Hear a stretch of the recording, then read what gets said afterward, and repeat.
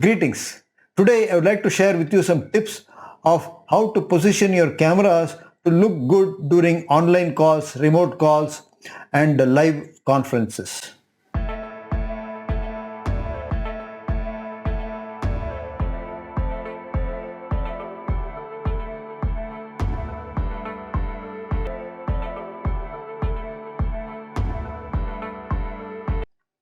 Welcome back.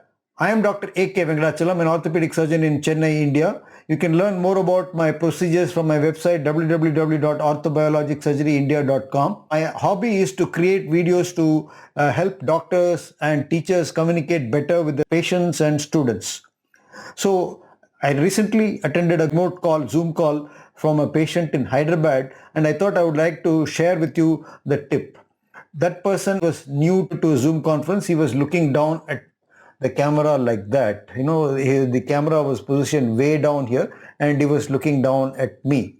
Well, you can't blame him. He's novice and it's a one-off conversation for him.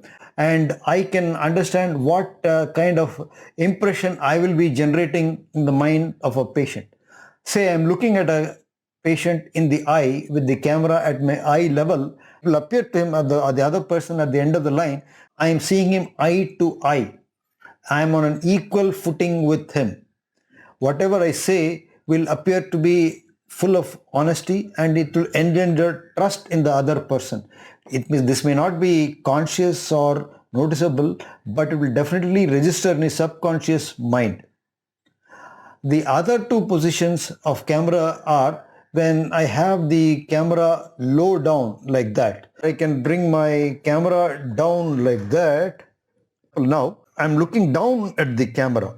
When I do that, it appears as if I, the speaker, I am an overpowering person. I am dominative, I am authoritative, and that's the impression it's bound to create in the other person.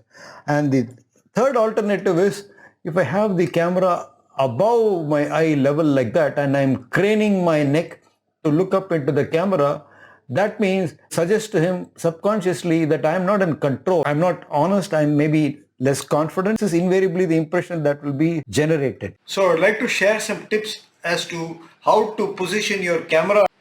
First thing is, you should not get the camera too close to your face. When you're talking in a mobile phone, the tendency is for most people to get the camera very close to their face. This will distort the features and make you look awful. Decent height would be about 2 arms length away from you. My laptop camera is about 2 arms length away from me. I can reach it over there, just barely reach it over there. I'm holding the camera at about 1.5 to 2 feet away from my face. Watch what happens when I bring the camera closer. My face gets distorted and the top of my head and hair is being cropped out. So if we have to film in a tight space like that and bring the camera closer to your face, then a solution out of this difficult situation would be to clamp on a wide angle lens over the lens of the camera. I'm going to show you that now. This is a wide angle lens. It is a echo wide angle lens. It has also got a macro lens at the back side. It comes on a clip and it can be universally mounted. So now I'm going to clip on this wide angle lens. I brought the camera deliberately close to my face. I'm going to clamp on this wide angle lens now. The wide angle lens is centered over the camera and the phone is at the same position, but you're able to see a wider perspective. The cropping of my head which was there, once again let me show you that. If I remove the lens, my head gets cropped out.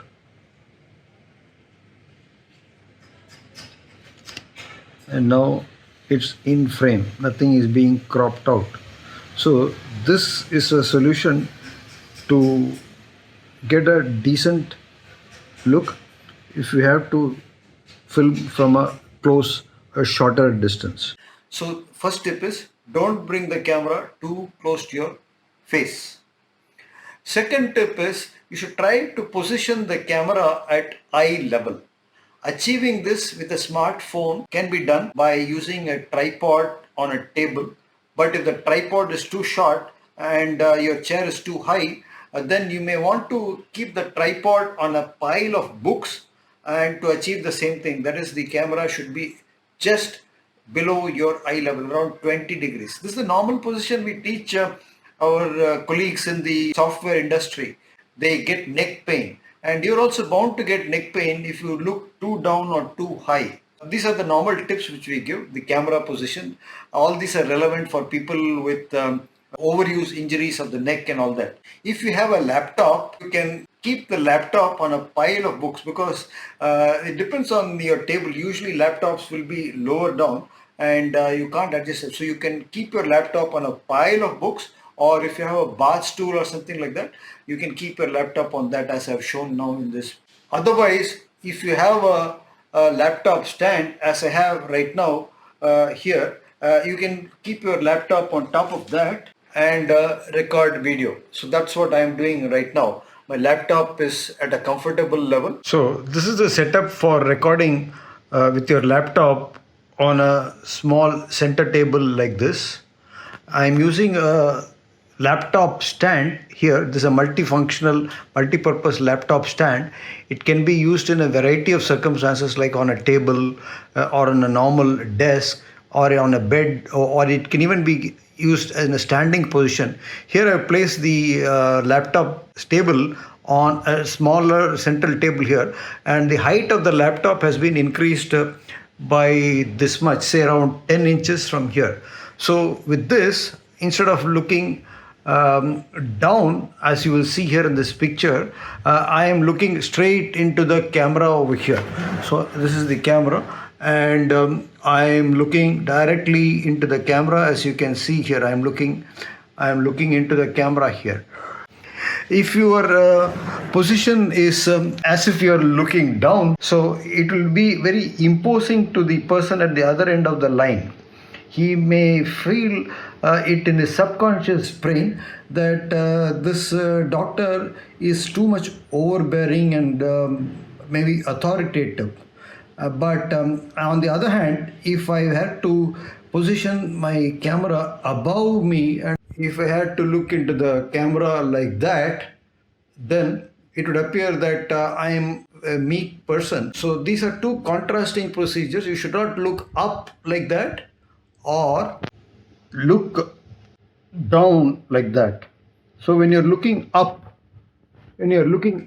like that, you see your nostril hair will be clearly visible. You don't want your clients or patients to know that you have got excellent gray colored or white colored or black colored nostril hair.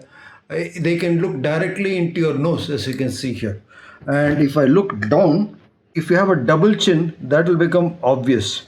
But now when I'm looking straight, the double chin is not there. If at all you have it, you can cover it. You're looking straight. There won't be any shadows. So I hope you found these tips useful.